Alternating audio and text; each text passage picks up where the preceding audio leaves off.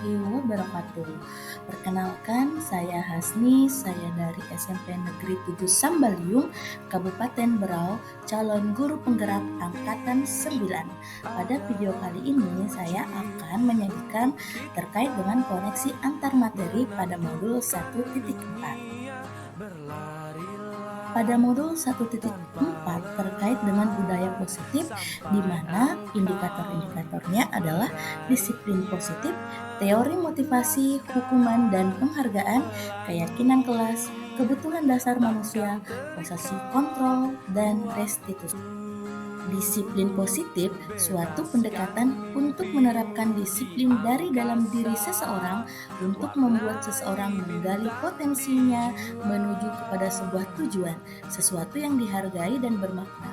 Dengan kata lain, disiplin diri untuk mempelajari bagaimana cara kita mengontrol diri dan bagaimana menguasai untuk memilih tindakan yang mengacu pada nilai-nilai yang kita hargai.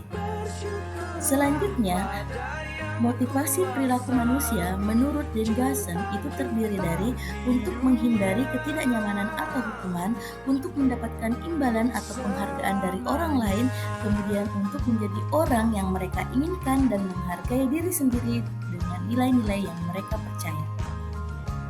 Selanjutnya adalah hukuman, konsekuensi, dan restitusi. Hukuman bersifat tidak berencana atau tiba-tiba.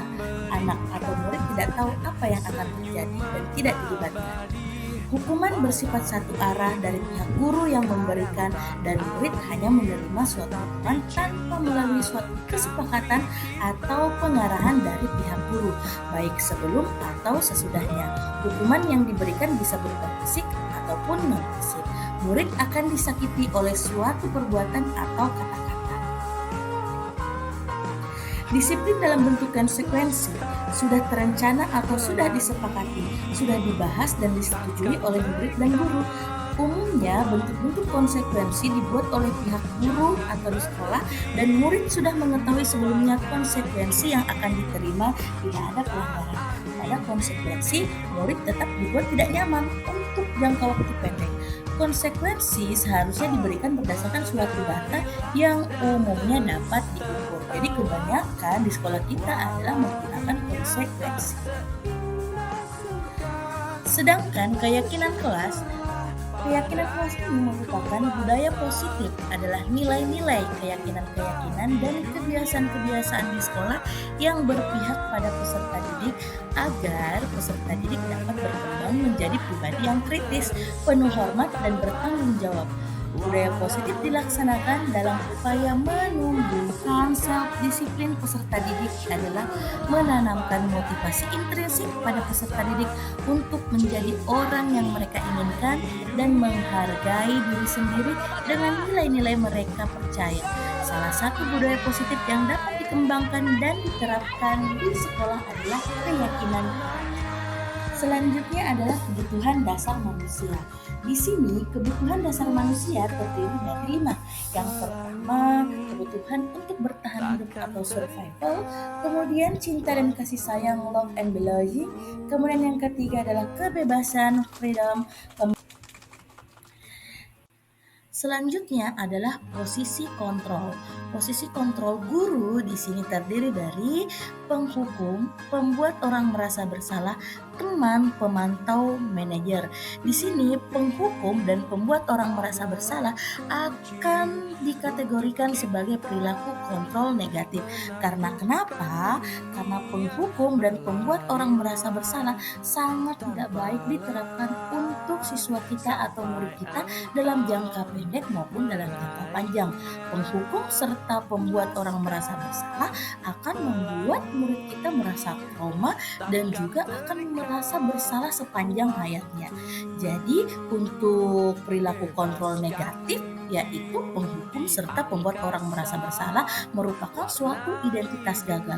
Oleh karena itu, bagi Bapak Ibu guru yang telah menerapkan posisi dirinya sebagai penghukum atau pembuat orang merasa bersalah, ayo kita move on untuk membentuk diri kita sebagai posisi kontrol berikutnya yang dapat mengembangkan budaya positif di sekolah.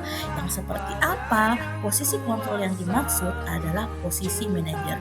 Di sini sebenarnya terdapat perilaku kontrol positif, yaitu teman dan pemantau. Namun yang lebih baik dari ketiganya adalah posisi manajer, di mana posisi manajer di sini bagus diterapkan dalam jangka pendek maupun diterapkan dalam jangka panjang dan berdampak berpihak kepada siswa. Mengapa dikatakan berpihak kepada siswa? Karena pada posisi manajer, seorang murid akan diberikan kesempatan untuk dapat memperbaiki dirinya sesuai dengan pilihannya. Dan pada saat posisi manajer itu di dalamnya sudah termasuk suatu posisi kontrol teman dan pemantau. Seperti yang saya katakan tadi, bahwa saja posisi yang paling tepat oleh guru yang dilakukan oleh guru adalah posisi manajer. Mengapa demikian? Karena posisi manajer adalah posisi di mana guru berbuat sesuatu bersama dengan murid. Jadi di sini sangat berpihak pada murid dan sangat sesuai dengan filosofi Ki Hajar Dewantara.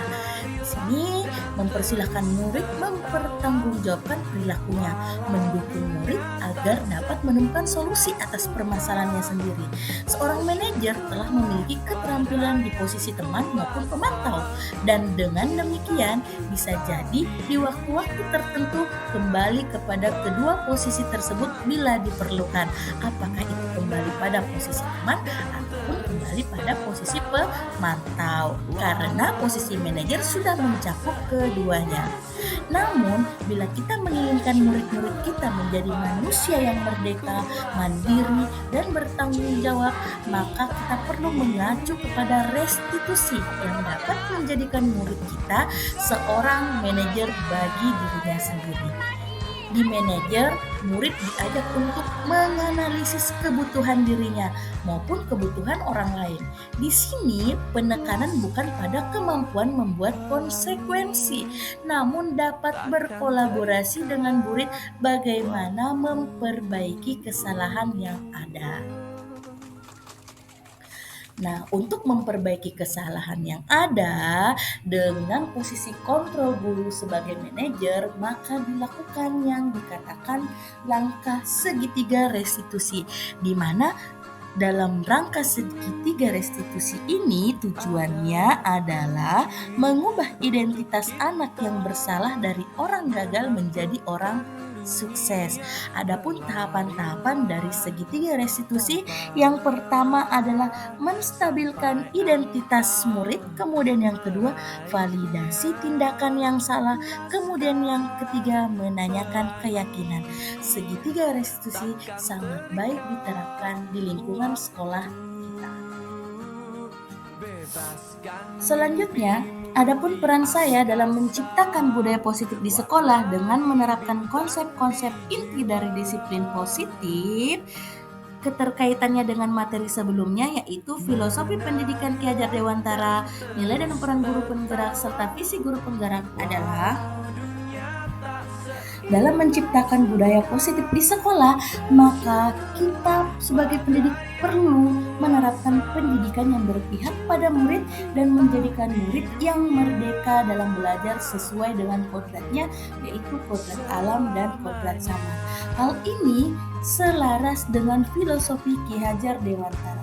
Jadi untuk menciptakan budaya positif di sekolah, maka harus selaras dengan filosofi Ki Hajar Dewantara yang berpihak pada murid dengan menggunakan 3 semboyan: Ingal Songsong Tolodo, Ing Madyo Mangunkarso, Tuturi Handayani, dan menggunakan sistem aman.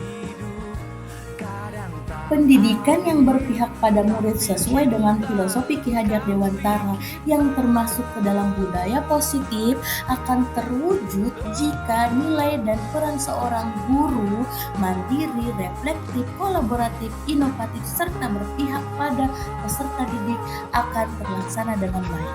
Kemudian, perannya adalah menjadi pemimpin pembelajaran, menggerakkan komunitas praktisi, menjadi coach bagi guru lain, mendorong kolaborasi antar guru mewujudkan kepemimpinan peserta didik.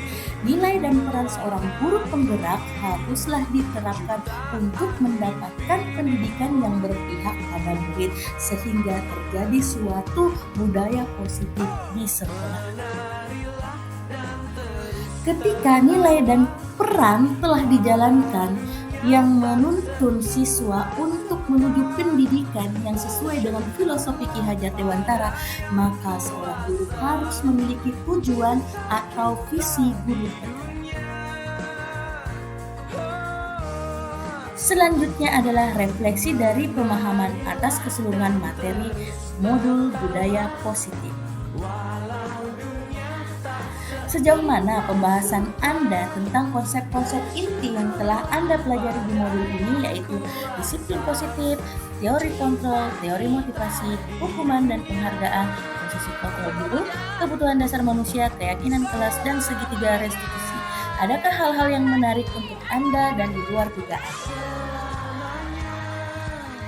Saya telah memahami tentang konsep-konsep inti yang telah saya pelajari di modul ini, yaitu disiplin positif, teori kontrol, teori motivasi, hukuman dan penghargaan, posisi kontrol guru, kebutuhan dasar manusia, keyakinan kelas, dan segitiga restitusi. Sebagai pendidik, mampu mengaplikasikan budaya positif untuk mencapai suatu pembelajaran yang berpihak pada murid dan mampu mengimplementasikan kepada rekan sejawat agar budaya positif yang ada di sekolah menjadi pioner positif untuk mengembangkan visi sekolah sesuai dengan filosofi pendidikan Ki Hajar Dewantara.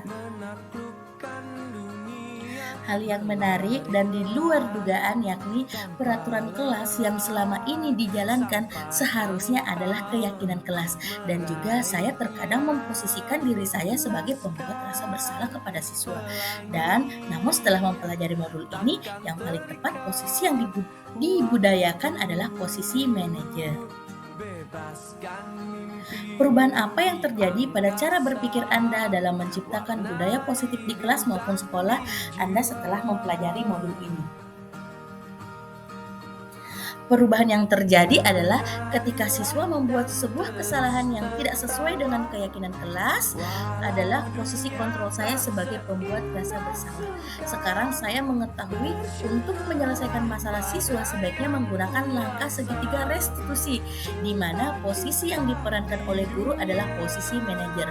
Posisi manajer ini sangat mencerminkan pembelajaran yang berpihak pada murid dalam menyelesaikan masalah yang murid hadapi.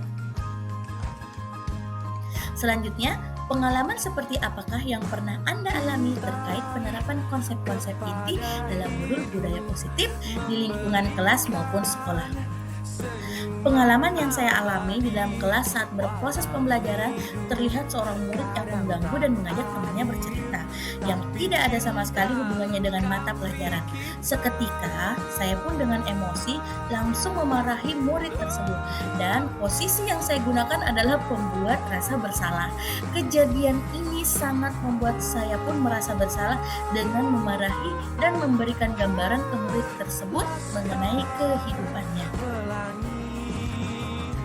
Bagaimana perasaan Anda ketika mengalami hal-hal tersebut?